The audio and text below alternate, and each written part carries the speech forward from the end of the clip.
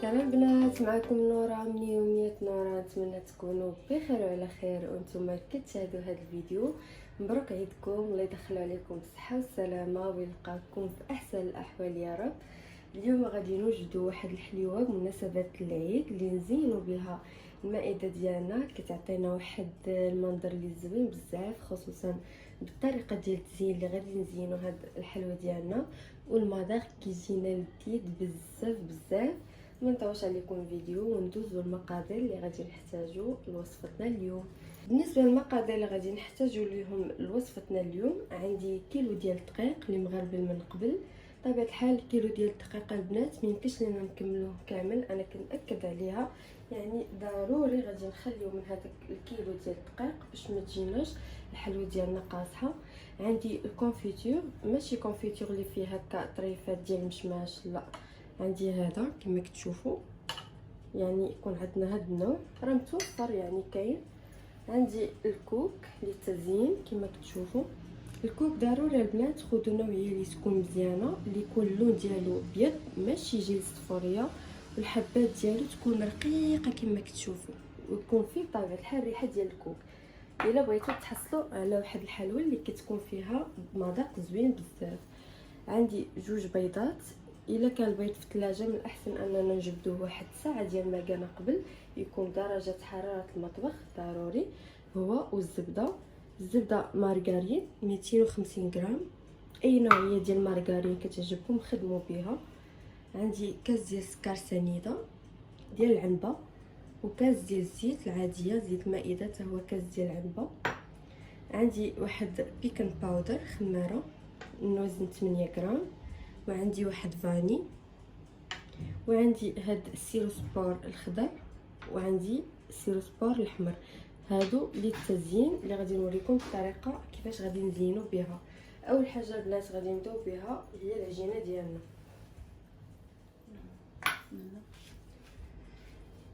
دابا البنات غادي ناخذوا هاد الزبده ديالنا، بسم الله. غادي نزيدو عليها سكر سنيده، بطبيعه الحال غادي نخدموهم مزيان مزيان حتى تدخل لينا هاد السنيده مزيان مع الزبده.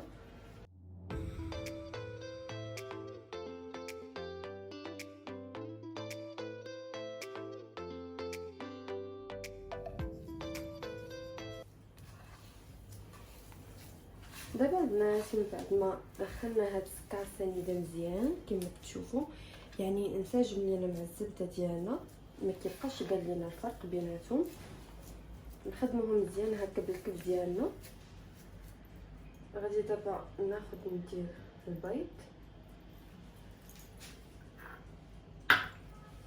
البيض من الاحسن اننا هكا نهرسو شي زلافه صغيره، حيت بعض المرات كتكون هكا البيضه تقدر تكون خاسره، الا ضفناها مباشره يعني تقدر تخسر لينا كاع داكشي اللي درنا.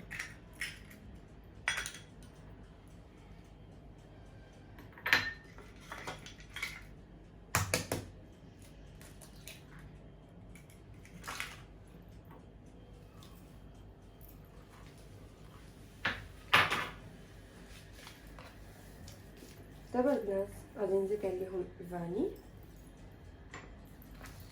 وبطبيعه الحال غادي ندخلو هاد البيض ديالنا مزيان هكا.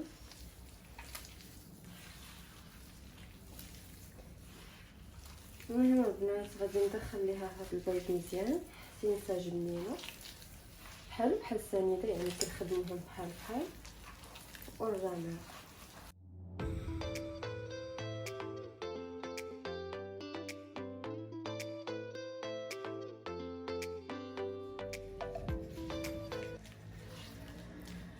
دابا البنات من بعد ما دخلنا هاد البيض ديالنا مزيان حتى انسجم لينا كما كتشوفوا، نخدموه مزيان مزيان. غادي نزيد عليهم دابا هاد كاس ديال الزيت،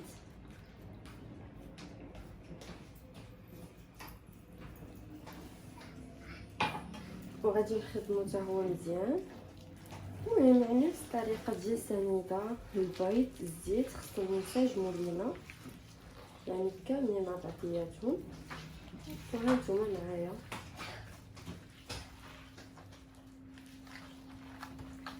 دابا البنات من بعد ما نسجموا الزيت ديالنا كما كتشوفوا، يعني كاع المكونات نسجموا لينا. غادي نبداو نزيدوا دابا الدقيق ديالنا تدريجيا هكا بشويه بشويه. تقريبا غادي نحتاجوا واحد كيلو ولا ربع تقريبا، قلت لكم يعني كيلو منكملوهش كامل. غادي نبدا نزيد الدقيق تدريجيا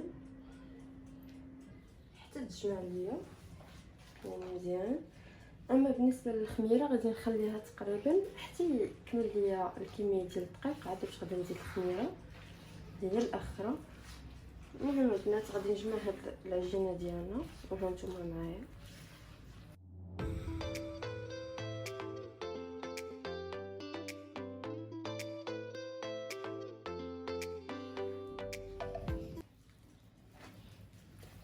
دابا البنات غادي نزيد الدقيق مزيان، وغادي نزيد هاد الخميره ديالنا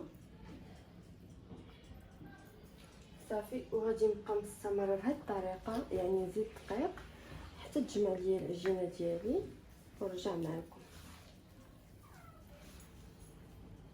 دابا البنات من بعد ما كملنا العجينه ديالنا جمعناها كما كتشوفوا هانتوما. ملي كنبداو نزيدو البنات في الدقيق راه ما كتحتاجش لينا دليك بزاف، راه غير نجمعوها بحال هكا.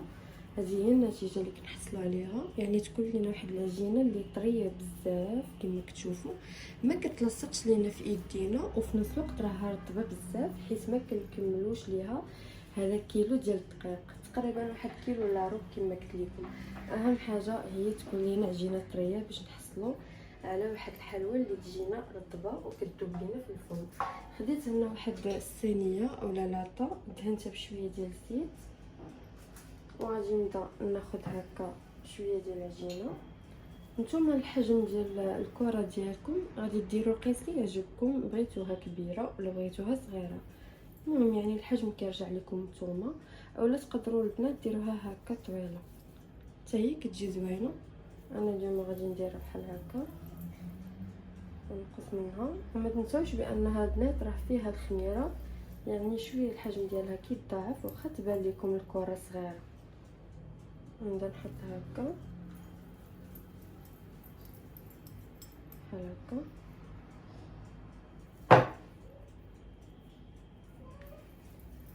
المهم البنات انا غادي نكمل كاع هاد الكميه اللي عندي باش ما نطولش عليكم الفيديو، ونرجع معكم ان شاء الله نكمل هاد الحلوى ديالنا.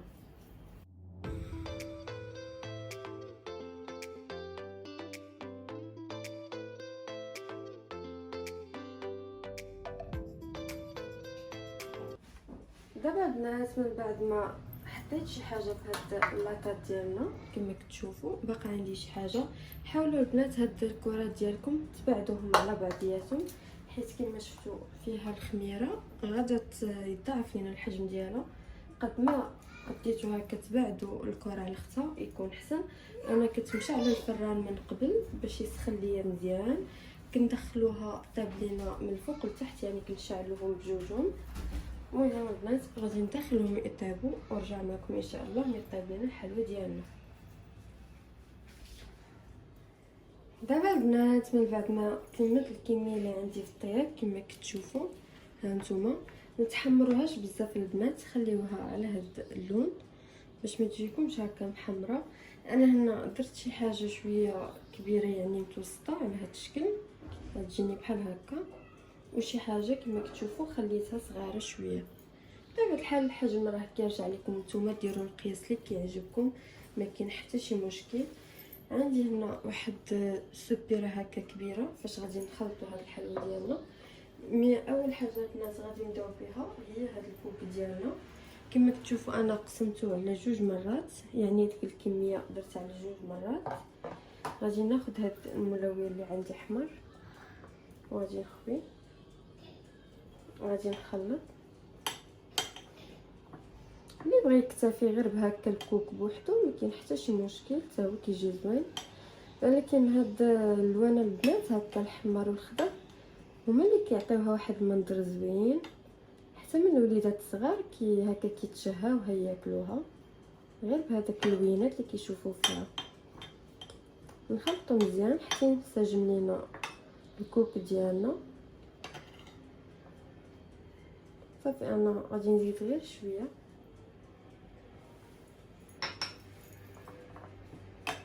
نخلطو ونفس الطريقه غادي نديرها الكوك الثاني اللي عندنا.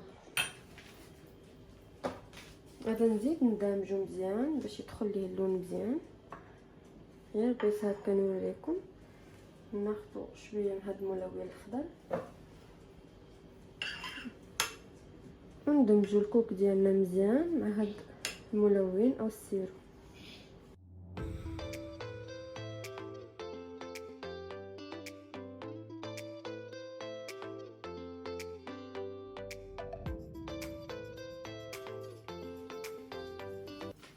دابا البنات من بعد ما خلطنا الكوك ديالنا مزيان هكا ما نوركوش عليه، نحاولوا غير ندمجوا اللون ديالنا مع هاد الكوك نحصلوا على هاد النتيجه.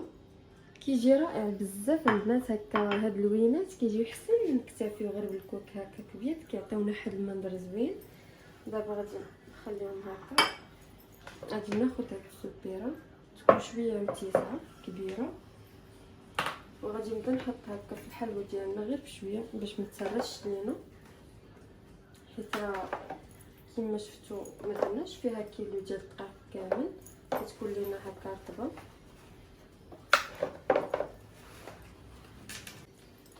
ما نضيفوش البنات الكميه اللي عندنا كامله ديال الحلوى، نضيفو بشويه بشويه ونبقاو غاديين تدريجيا تقريبا هذا القياس. غادي نزيد عليهم دابا الكونفيتور، نزيد تقريبا النص، ماشي مشكل يعني. الكونفيتور واخا يكون كتير عادي، حيت هي خصها اصلا كامله يعني يطرق لينا الكونفيتور. نخلطو غير بشويه ديال باش ما تهرش لينا. المهم البنات غادي نخلطها شويه وها نتوما معايا.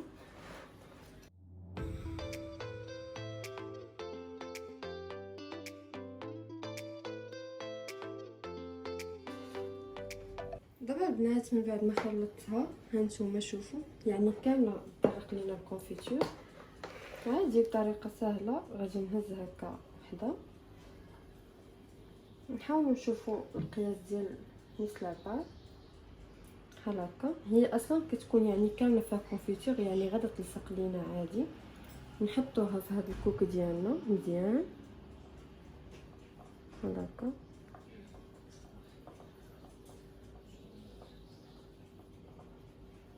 كتجينا على هذا الشكل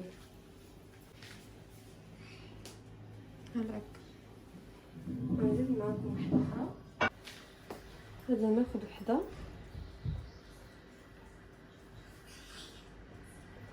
بحال هكا.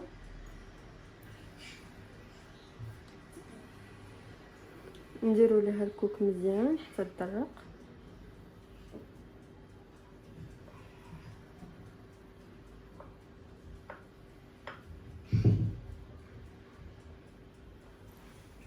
كتجينا على هذا الشكل. المهم البنات انا غادي نكمل كاع هاد الكميه اللي عندي باش ما نطولش عليكم الفيديو، ونتلاقاو ان شاء الله في الشكل النهائي.